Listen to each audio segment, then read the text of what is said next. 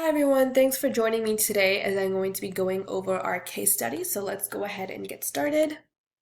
Okay, so here is our case study. You work for a small college that's been teaching a difficult conversations course for the last 3 years in a traditional classroom. For this case, we're going to find difficult conversations as interactions between people that requires effort or skill to understand, and these topics can be around race, diversity, gender, sexual orientation, and religion. So basically, you want to revamp this course to be more culturally relevant and socially conscious while being on a virtual platform so that more students can attend the class. Show how you would use Bennett stages of diversity and intercultural sensitivity to inform the design of course materials. Okay, so we're going to be using the ADDIE model for this case study. As we already know so far, the ADDIE model is a common design for building training solutions. So the 5 steps of it are analysis, design, develop, implement, and evaluate. Due to time constraints, I won't be describing each stage of the ADDIE model as we've already spent so much time on it so far, but I will be showing you how we can apply it in our case study. Okay, so let's move on to analysis.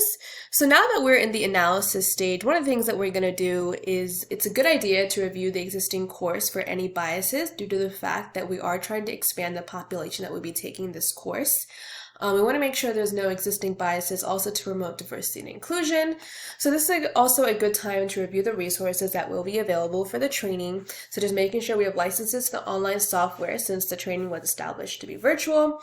And in this stage, we can also gather more information about the audience by doing a needs analysis. So we can send out a survey to the audience in which we ask about their background and how the students feel regarding current social justice climate and how safe they feel having conversations, and what they'd like to see from the training. We can also at this time gather demographic information such as age, sex, race, and more background on the student population. And also at this time we'll be defining the goals of our training. Okay, so for this case study, here's the goal that I've set, which is to inform local and non-local students on how to navigate and engage in difficult conversations through a virtual platform. Okay, so now as we move on to the design phase, let's talk a little bit more about Bennett's developmental model of intercultural sensitivity, since we'll be using it to help design and develop the course material. Okay, so here we have the model, which is sometimes called the Bennett scale. This scale describes a way in which people interpret and interact across cultural differences.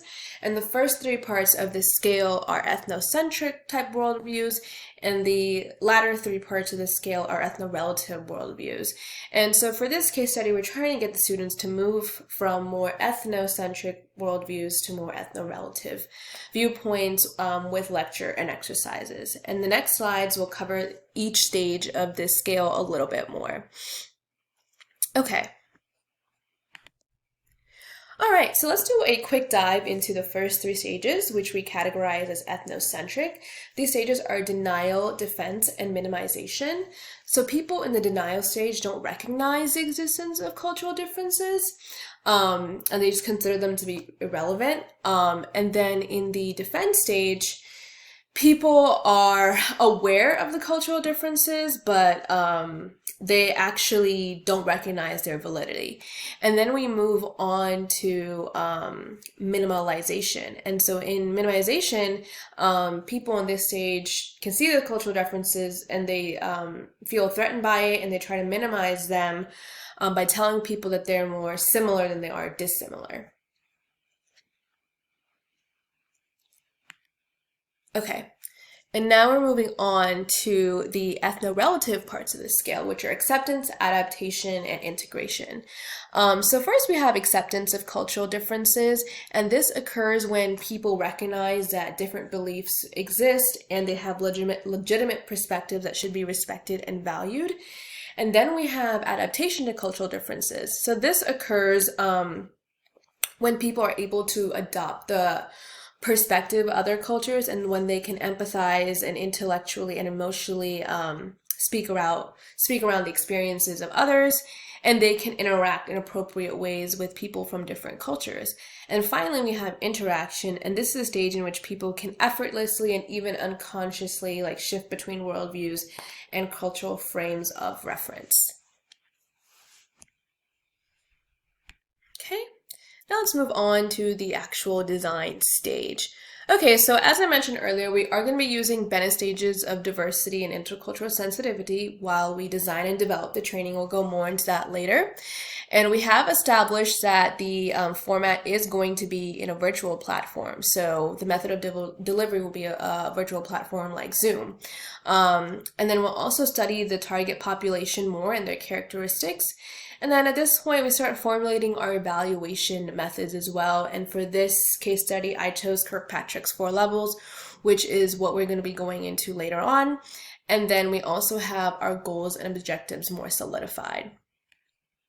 Okay, and so for this case study, these are some of the objectives that I set. Really helping students become more self-aware of their thoughts and feelings and help them actively listen and discuss with empathy and be more understanding of differences between people. And then I'm using this model of sensitivity, intercultural sensitivity that I mentioned earlier to help move your viewpoints more toward ethno-relativism. Okay, and so to dive a little bit more deeper into the design phase, we'll be also creating a POP template, which is what we worked on earlier, like a purpose outcomes process template. For our case study, we'll be making a training structure like this. So we'll be using experiential and transformative learning theory to develop the training. So experiential learning is learning by doing, and then transformative learning theory is focused on the way the students will think about the world around them and how they think about themselves. So we're going to have a PowerPoint, which is going to be our lecture portion, an icebreaker, self-reflection activities, role play activities. And we'll also be thinking about the facilitator presentation and participant guides for the students to fill out as they take this course. And then we'll also be reviewing any costs. Okay, so now we're moving on to development. In this phase, we'll be creating a course content, which will be the PowerPoint deck as well as the participant guide for the students. And we're going to be using the intercultural sensitivity model. And I'm going to be showing examples of this in the next slide. And we're also setting our facilitator criteria, such as the facilitator should have experience delivering this instruction virtually. Okay, so it's a good idea to include a mix of all ages, genders, and people of different sexual orientation while showing images during a presentation. It's a good idea to reflect the diversity of the world around you, because if not, it could send the wrong message. So if you're having a presentation with all white men, then you may have the students thinking that, you know, that their race or background doesn't really matter, because the only thing that matters is being a white man. So it is always great to include diversity in your training. Okay, and then it's also a good idea to have partners chosen for that have different viewpoints, different backgrounds, to do role play exercises, and as well as the icebreaker. So that's really important. And then in the lecture part of the presentation, it's good to have inclusive language. So you have to make sure it doesn't reinforce gender stereotypes or heteronormative assumptions. Okay, and these are my top 3 learnings for when we move into implementation. Number 1 is to ensure that the instructor is knowledgeable with expertise in the subject matter.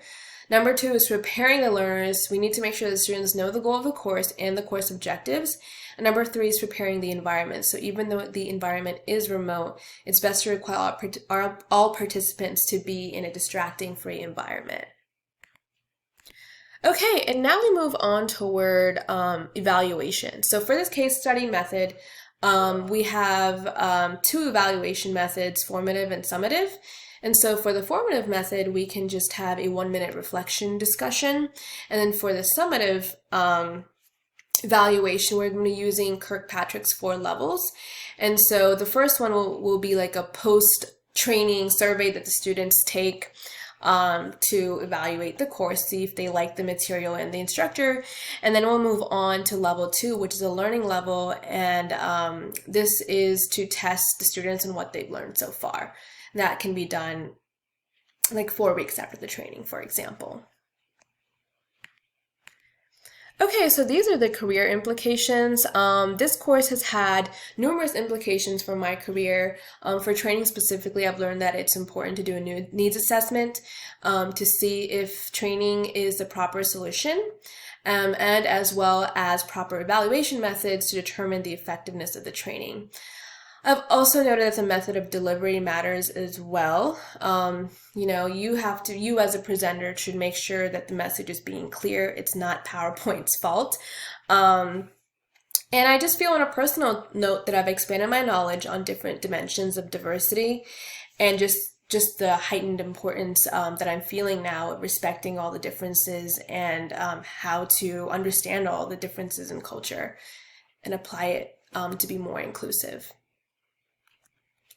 All right, these are my references. All right, thank you. That's it that I have for my case study, and let me know if you have any questions. Thank you.